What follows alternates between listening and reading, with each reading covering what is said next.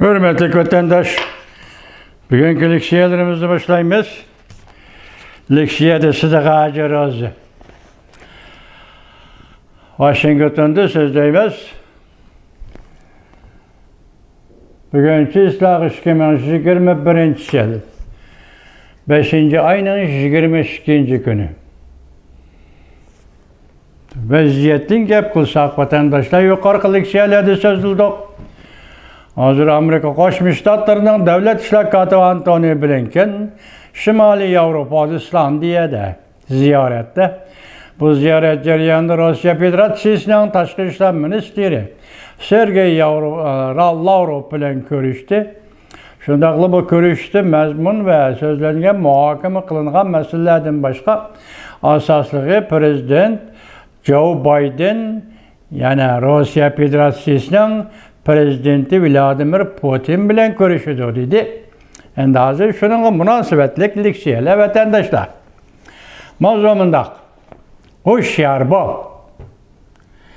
Bu maqolani leksiya yozgan kishi hozir Jungoda Shenzhen shahrida Xitoy Shenzhen shaharlik televiziyaning taklifli obzorchisi. Bu yüzden göz karışı, lekin bizden de kıtımız hazır Rossiya-Amerika münasebeti qanday bo'ladi degan merkezleşkende Xitoylar hazır bu meselege Rossiya-Amerika münasebetiga, İslandiya söhbetiga ve yakında uçuruş mümkün bo'lgan prezident Joe Biden bilan prezident Vladimir Putin söhbetiga diqqat qilayotganligini Xitoylarning Muşuranda görüyorsanız buldu. Leksiyani yazgan kişi Xitoy meselesi onun tercümesiyle de ahirde sizlerle birle muhakeme, tahlil kılımız vatandaşlar. Mavzumunda hushyor bo'l. Junguni davr qilgan holda Prezident Joe Biden dal hozir Rossiya va Yevropa ittifoqi bilan asriy xarakterlik savdo qilyapti. Mavzuli xabar 5. ayning 21 kuni Vanvet orbitida e'lon qilindi. Xabar mundaq boshlandi. Bevosita axborot. Amerika Qo'shma Shtatlari davlat ishlar kotibi Antony Blinken mundaq dalilladi. Amerika Qo'shma Shtatlari hukumati 5-2, yani Xitoycha ekan, bunun İngilizcesi berilmepti. Ben şunda kaldım. İsim iken bu. 5-2. Hissedarlık şirketi müdüriyet başlığı Matthias Warren'ini embargo qilish planidan voz kechdi. Amerika bu adamni embargo qilish planidan voz kechdi. Bu ish Amerikaning davlat manfaatiga uyg'un dedi. Sen bu harekatda Amerikaning g'arizi qayerda deb qaraysan?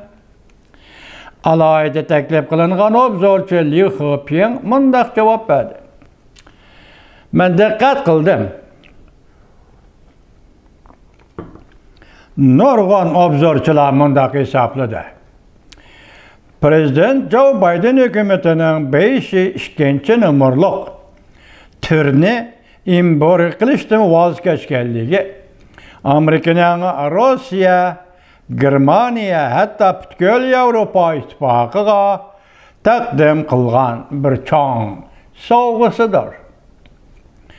Mening qarashimcha faqat mushu nuqtani ko'rgan bo'lsak, bir haqqa Prezident Joe Biden hukumatining urinish va suiqasdlarga sal qaragan bo'lamiz.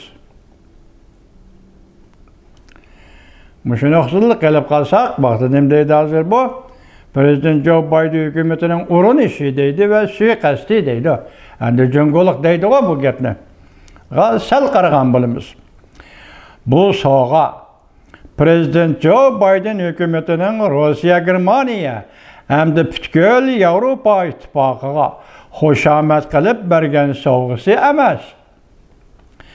Belki Prezident Joe Biden hükümetinin Amerika bilan Germaniya, Amerika ve Yevropa ittifoqi o'rtasida elib berayotgan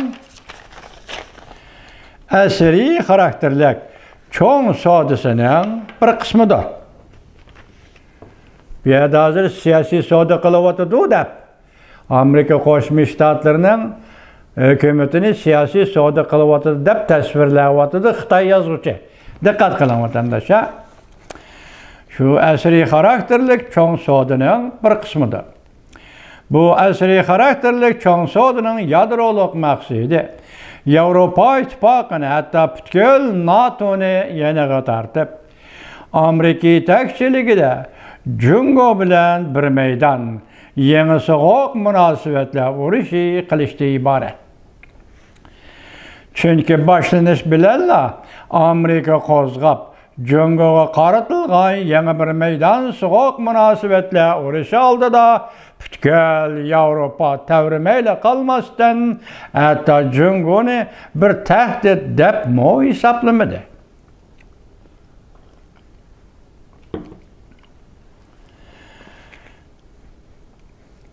Amerika hükümeti şunu kıyganda Avropa kozgalmadı demekçi.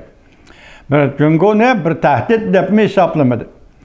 Jungo bilen kızık soda ticaret münasebeti elip vardı Avropa.